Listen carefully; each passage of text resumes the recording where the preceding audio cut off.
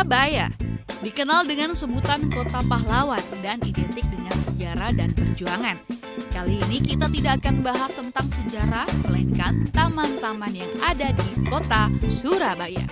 Taman Bungkul. Awal mula nama Taman Bungkul memang tidak lepas dari seorang tokoh yang berpengaruh dalam penyebaran agama Islam di wilayah Surabaya dan sekitarnya. Beliau adalah Ki Ageng Supo yang kemudian mendapat gelar Sunan Bungkul atau Mbah Bungkul yang makamnya terdapat di belakang taman ini dan sekaligus menjadi tempat bagi para penziarah. Sejak diresmikan pada 21 Maret 2007, perkembangan Taman Bungkul semakin pesat. Berbagai sarana disediakan untuk memanjakan para pengunjung seperti arena skateboard, trek dan BMX track, jogging track, plaza, atau panggung untuk acara live music, berbagai jenis entertainment juga. Tak lupa ada zona akses wifi gratis, telepon umum, area green park dengan kolam air mancur, dan juga taman bermain anak-anak hingga pujasera.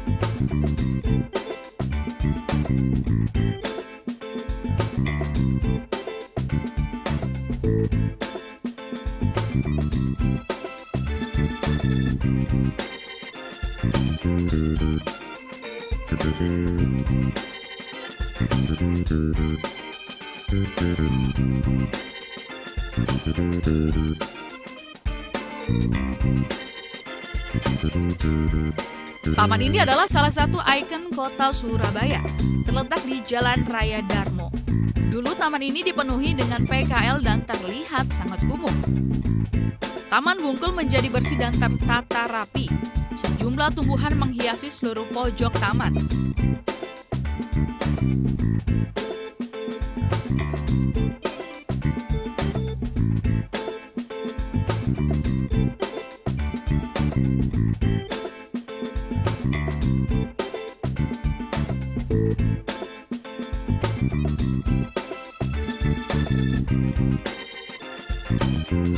Tempat parkir ditata sedemikian rupa sehingga lalu lintas tetap lancar, sehingga taman ini mendapat penghargaan dari PBB. Taman Mundu. Depan Stadion Gelora 10 November Surabaya terdapat Taman Mundu namanya. Ya, kita bisa berkunjung ke taman kota ini setiap saat, baik siang maupun malam. Namun lebih baik kita berkunjung di malam hari, karena di malam hari Taman Surabaya ini lebih gemerlap dengan ornamen lampu hias serta bisa melihat atraksi air mancur. Sebelah barat taman kota ini terdapat pemukiman warga. Mayoritas penghuninya keturunan Cina, dan di pemukiman ini pula terdapat Museum Rumah Wafat Pencipta Lagu Kebangsaan Indonesia, yakni Bapak W.R. Supratman.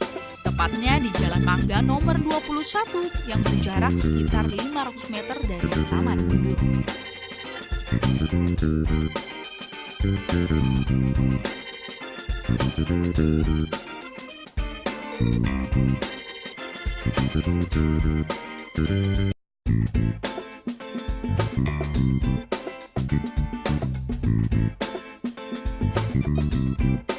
Anda bisa masuk ke Taman Surabaya dari pintu masuk manapun.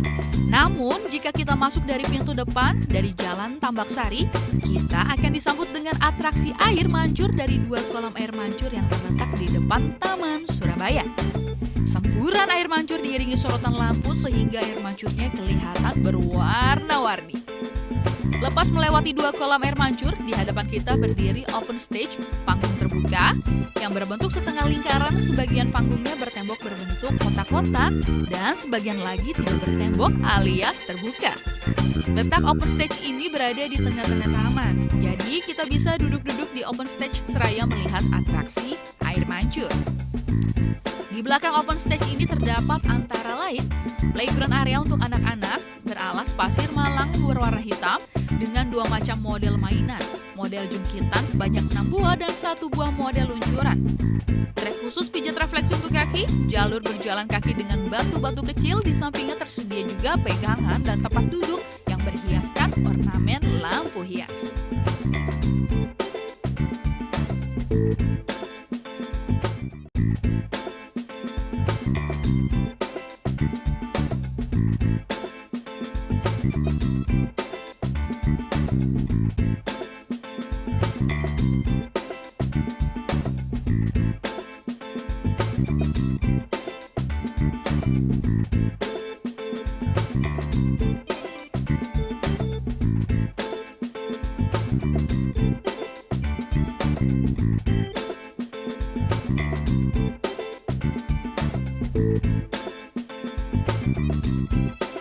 Taman Prestasi.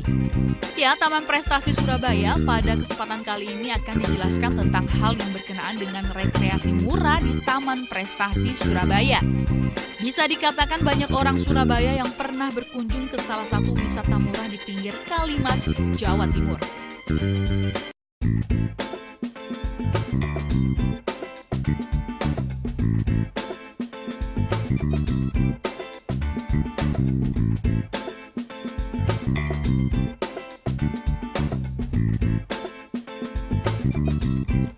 Sangat banyak sekali wahana bermain di playground yang bisa dicoba oleh anak-anak seperti dom seluncur, ayunan, gantungan, dom panjatan, playground, panjat segitiga, dan lain-lain.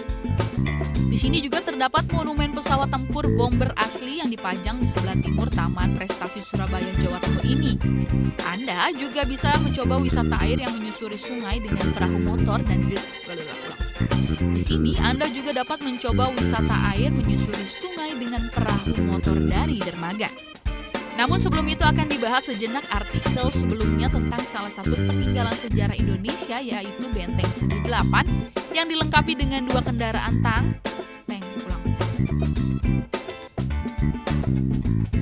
Namun sebelum itu akan dibahas sejenak artikel sebelumnya tentang salah satu peninggalan sejarah Indonesia, yaitu Benteng Segi 8 yang dilengkapi dengan 2 kendaraan tank dan 2 meriam tepat di depan gerbang utama. Selain itu juga ada waterpark atau kolam renang seluncur, dan terapi ikan, kinci raksasa, kereta atas benteng, dan sebagainya. Penat setelah 1 minggu bergelut dalam pekerjaan yang menguras banyak tenaga dan pikiran, sudah saatnya sekarang bercanda dan bercengkrama dengan keluarga dengan melakukan rekreasi mengunjungi Taman Prestasi Surabaya.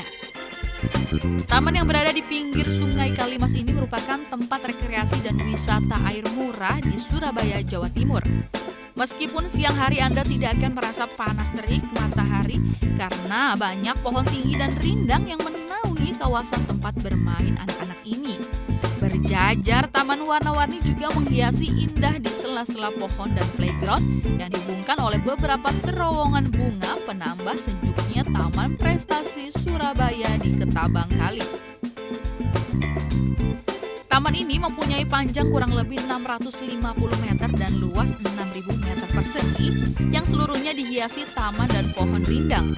Terdapat juga monumen pesawat bomber Intruder B-26 sebagai wisata sejarah di kota pahlawan ini.